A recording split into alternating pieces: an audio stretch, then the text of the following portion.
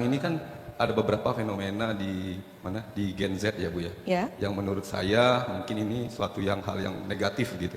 Yang pertama mungkin sekarang kita tahu mungkin fenomena seperti anak-anak Gen Z sekarang kan insecure ya Bu ya, orangnya nggak percaya diri gitu, mikir ke depannya mungkin terlalu rumit. Dan hal yang paling negatif menurut saya itu mungkin yang anak perempuan. Sekarang kadang anak Gen Z itu nggak mau nikah. Nggak mau nikah ya Pak? Iya, nggak mau nikah, nggak mau punya anak gitu. Nah kebetulan saya punya anak perempuan. Umur berapa Pak, boleh tahu? Umur 9 tahun Bu. Oh Masya Allah, jadi Gen Alpha kan sekarang. Nah satu pertanyaan buat Ibu, bagaimana untuk bisa mengantisipasi hal ini untuk anak perempuan yang kemungkinan dari Alpha kan dari Gen Z mungkin bisa turun ke Alpha gitu, untuk sifat-sifatnya gitu. Jadi untuk mengantisipasi itu supaya kembali ke ranah tetap ke anak perempuan gitu. Itu aja sih Bu. Terima kasih. Masya Allah, luar biasa. Waalaikumsalam warahmatullahi wabarakatuh. Ini ayah sayang sama anak perempuannya ini. Baik, Bapak Ibu sahabat-sahabat Villa, era sekarang kenapa anak-anak banyak insecure ya? Tadi selain memang ditemukan teknologi informasi digital yang sangat-sangat membuka berita untuk seluruh dunia, jadi ini yang bikin mereka insecure. Apa insecure mereka? Kebanyakan informasi yang masuk di otaknya. Itu bikin kepikiran Bu. Wabil khusus pada watak yang memang pemikir. Jadi nggak semua Gen Z insecure atau overthinking. Biasanya yang overthinking itu yang memang wataknya pemikir. Di antara kita juga ada watak pemikir. Mau tahu Ibu ciri-ciri watak pemikir? Coba Ibu cek diri Ibu ya. Orang yang wataknya pemikir sejak dari kecil sampai sekarang, kalau mau sikat gigi pencet odol dari bawah. Coba mana ada Bu? Dari bawah. Tapi dari kecil ya. Bukan pas udah nikah karena disuruh suami, bukan. Yang dari kecil pertama kali sikat gigi itu dari bawah tuh. Bahkan sudah dipencet pun dari bawah dia lipat. Ada yang begitu Pak? Nah, itu tipe pemikir itu. Bahkan ada sudah dilipat digunting belakangnya Bu. Itu tipe pemikir yang hasratnya selalu sempurna, melakukan apa-apa dengan sempurna. Banyak orang bilang itu mah pelit Bu Aisyah, pencet odol dari bawah dan dia digunting. Enggak. Dia ingin sempurna habisnya. Itu. Jadi sampai digunting gitu. Ada yang begitu ibu-ibu? Sabun batang habis nggak langsung dibuang, ditempel dengan sabun baru, ada? Bapak-bapak juga ada yang begitu tuh. Itu tipe pemikir tuh Pak. Sabun cair sudah habis nggak dibuang, dikasih air, dikocok-kocok kan? Tuh angkat tangan ibu. Itu dari kecil, bukan ibunya yang ngajarin, otaknya yang ngajarin. Ini tipe inilah yang karena dia pemikir dan detail mikirnya dan selalu mikir, ini yang cenderung overthinking dan insecure. Ya, itu di dunia sekitar 25% sampai 30% watak ini. Dan kalau dia Gen Z akan tambah lagi. Kenapa? Bagaimana nggak nambah? Bayangkan memang habit generasi sekarang Z bangun tidur itu buka gadget, lihat informasi. Saya dulu nggak pernah bangun tidur buka harian pagi, nggak pernah. Pasti ayah saya duluan. Nah itu tadi sehingga dia ada karakteristik dari Gen Z ini yang disebut FOMO, fear of missing out.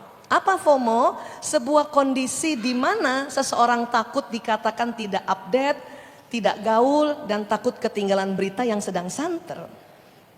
Jadi bangun pagi bukan langsung pergi wudhu sholat subuh, dia buka dulu ada berita apa pagi ini yang sedang santer. Untuk apa? Kalau dia sampai di kelas, di sekolahnya, dialah yang cerita duluan pada temannya.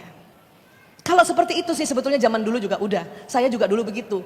Di kelas itu cuman zamannya belum ada ya media sosial dan sebagainya. Kita apa Bu ngapain? Denger radio. Malam-malam denger radio Prambors. Untuk tahu tangga lagu pertama siapa? Coba bapak-bapak ingat ya tuh Pak? Prambors Rasesioner. Untuk apa? Pagi, tiba di kelas sebelum bel berbunyi, kita cerita. Tahu nggak? Bee Gees tanggal lagu pertama. Gitu. Ya. Atau kita cerita tentang catatan si boy. Karena dulu Prambors seperti itu. Ya. Itu FOMO dari dulu sudah ada. Sekarang menjadi-jadi. Kenapa? Karena berita yang ada semakin banyak. Ya. Nah, ini yang harus kita pahami. Oke? Tetapi, ya. Tentang anak perempuan yang jadinya takut menikah, karena ini juga berita yang didapati lebih banyak bahwa pernikahan itu menyulitkan, pernikahan itu nanti suaminya maaf selingkuh, nanti suaminya belum apa-apa baru mau ngelamar, dek saya izin dari awal mau poligami. Siapa yang nggak takut nikah kalau begitu, Pak? Ya. Ini sering banget dia dapat berita seperti itu. Cuman kita juga nggak bisa stop untuk mereka baca berita. Yang hanya kita bisa, bagaimana caranya yang di depan mata dia, bapak ibunya mesra. Bapak ibunya setiap ada masalah bisa diatasi dengan salah satunya diam kah? Dan dia melihat bahwa, oh menikah itu asik, menikah itu menggembirakan, menikah itu banyak manfaatnya. Dia harus lihat. Karena kita nggak bisa juga, kamu jangan baca-baca ini, jangan, nggak bisa juga. Karena di sekolah itu akan ketinggalan Pak, kuno kalau kita nggak tahu berita-berita ini. Ya. Apa saja berita-beritanya? Ya dianggap tidak update, itu namanya fear of missing out. Maka satu-satunya cuma kita kasih contoh. Dia nggak mau punya anak Bu Aisyah, iya. Ya sudah mulai itu karena ngelihat bahwa punya anak repot, punya anak. Tetapi untungnya saya bersyukur sama maaf selebriti atau artis-artis yang ya Allah banyak juga punya anak dia senang, bahkan dia urus sendiri anaknya, dia suapi sendiri. Itu yang kita ingatkan juga bahwa banyak kok contoh yang baik. Tetapi yang paling dia bisa jadi contoh di depan matanya bapak ibunya, ya bagaimana dia punya anak si bapak ibu ini. Anak saya aja Pak yang perempuan bilang begini sama saya, ibu kayaknya saya nggak sanggup kayak ibu anaknya 5. Dia ngomong kayak gitu. Terus gak mau punya anak? Enggak sih Bu, aku sih seneng punya anak. Tapi menurut aku 2 atau 3 aja cukup Bu. Kalau 5 ya Allah Bu, aku gak sanggup kayak ibu. Kadang mereka begitu juga.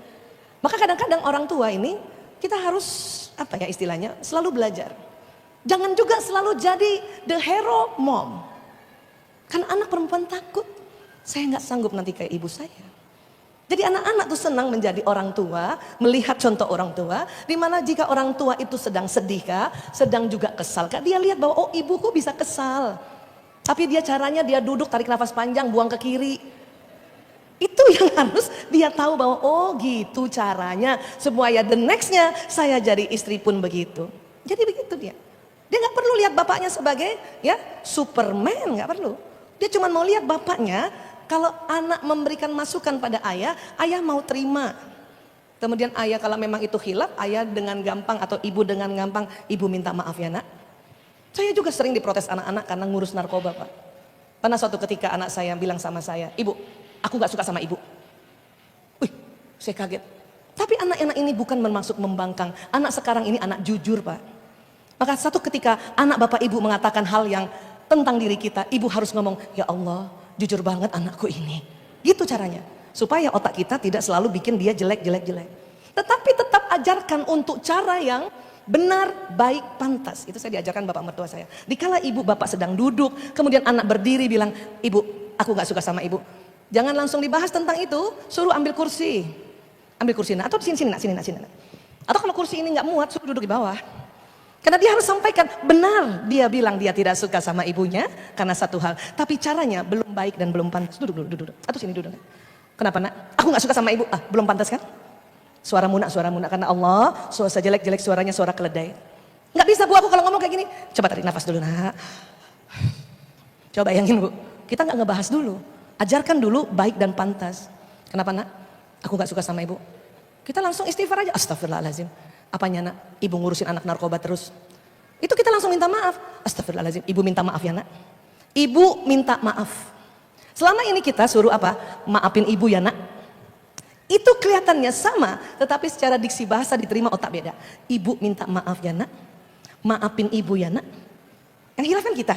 Kita yang minta maaf. Ibu minta maaf. Umi minta maaf. Bunda minta maaf ya nak. Dan gak usah membela diri. Cukup itu. Gak usah bilang ya. Ibu, aku gak suka ibu karena ibu ngurus anak narkoba. Nah, ibu menyelamatkan anak bangsa. Gak usah begitu. Anak kita gak perlu ibunya nyelamatin siapa. Karena dia yang kepengen ibunya di rumah. Ya sudah minta maaf saja. Minta maaf. Supaya anak mengerti bahwa, oh jadi orang tua itu bisa kok. Saya juga bisa insya Allah. Karena apa? Karena bukan harus seorang ibu yang gak kelihatan nangisnya. Gak kelihatan capeknya. Gak kelihatan bisa marahnya. Gak, bukan gitu. Dia harus tahu bahwa emosi ini ada, tetapi ibunya selalu sebut-sebut Allah, astagfirullahalazim, la haula wala quwata illa billahil aliyul lazim. Itu yang aku gitu mah bisa gitu. Dan terakhir mungkin karena tadi pertanyaan penutup, memang kita banyak kekhawatiran, tetapi Bapak Ibu, kalau kekhawatiran itu tidak cepat-cepat Bapak Ibu ganti, maka itu yang terjadi. Untuk itu ada satu lagi tips yang kita bisa pakai, apa? Doa, kekuatan doa. Kok doa lagi Bu Isa, doa lagi? Iya, kenapa? Karena tubuh manusia secara holistik bukan hanya badan kasar. Coba Bapak Ibu pegang badannya. Itu yang Ibu pegang tuh namanya badan kasar. Bapak pegang tuh badan kasar. Manusia Allah kasih nur, kasih cahaya. Ada badan halus yang keluar dari tubuh ini. Apa itu Bu Isa? Ini. Dari mana dia keluar? Dari titik-titik pembuluh meridian di bawah kulit Bu. Jumlahnya 360 dan titik-titik ini berputar. Hanya kadang berputarnya lambat, berputarnya cepat. Nah karena inilah maka tubuh kita ini keluar cahaya, keluar nur. Inilah yang membawa pesan doa kita Bapak Ibu. Kita nih setiap hari belum banyak yang kita pelajari. Tapi kan nggak mungkin ya, mantan tadi teman-teman yang masih jomblo tadi. Mau punya ilmu dulu banyak baru menjadi orang tua. Itu nanti umur 50 tahun baru nikah tuh. Mau kayak gitu? Maka nikahlah segera dengan janji belajar. Masih kurang ilmu, doa. Kalau ini nggak perlu belajar, kenapa? Sinyal otomatis keluar. Sudah ada sejak dalam rahim. Inilah yang membawa pesan doa, inilah yang membawa pesan niat, inilah juga yang membawa pesan prasangka. Maka jangan sampai kita terlalu lama berprasangka buruk terhadap pasangan kah, terhadap anak, karena itu yang akan terjadi. Dalam hadis qudsi Allah menyampaikan, aku mengikuti prasangka hambaku karena sinyal ini yang membawa. Ya, maka berdoalah, sebut orang yang kita doakan nama lengkapnya, bayangkan wajahnya, maka sinyal ini menuju orang yang kita doakan Bapak Ibu. Ya, Bapak Ibu nggak tahu mau ngomong apa lagi sama anak. Anak yang sudah remaja ke atas ngomong pakai mulut, itu kita banyak konfliknya. Maka lakukan dialog jiwa seperti ini. Ya Allah, sampaikan pesanku pada anakku ya Allah, bahwa saya berharap dia begini. Ibu bayangin sinyal ibu sampai ke anak itu. Dan ibu bayangin anak ibu ngangguk-ngangguk Bu. Kenapa? Allah akan kirimkan malaikat untuk menyampaikan pada anak kita insya Allah. Ya, mudah-mudahan kekuatan doa inilah yang kita pakai sampai kapanpun menghadapi generasi apapun ya. Alhamdulillah. Terima kasih Bapak Ibu, terima kasih. Mohon maaf lahir batin. Wabillahi taufik wal hidayah. Assalamualaikum warahmatullahi wabarakatuh. Waalaikumsalam warahmatullahi wabarakatuh.